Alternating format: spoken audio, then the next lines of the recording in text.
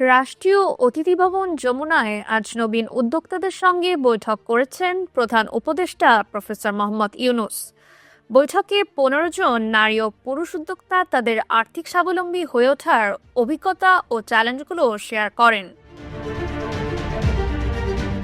উদ্যোক্তারা গ্রামীণ telecom trust ও গ্রামীণ ট্রাস্টের বিনিয়োগ কিভাবে তাদের ব্যবসার প্রসারে সহায়তা করেছে সেই গল্প তুলে ধরেন।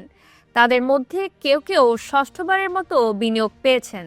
তারা এই সুযোগের জন্য প্রফেসর ইউনূসকে কৃতজ্ঞতা জানান এবং সামাজিক ব্যবসার প্রচার প্রচারণা ও দক্ষতা উন্নয়নে কর্মশালা আয়োজনের আহ্বান জানান। প্রফেসর ইউনূস উদ্যোক্তাদের জীবন সংগ্রামের প্রশংসা করে বলেন, আপনাদের গল্পগুলো সত্যিই অনুপ্রেরণাদায়ক। আমরা নিশ্চিত করতে চাই যেন নবীন উদ্যোক্তারা বিনিয়োগ নিয়ে নিরাপদে কাজ করতে পারেন। Nasin Tasnim Rahman, Dhaka West news.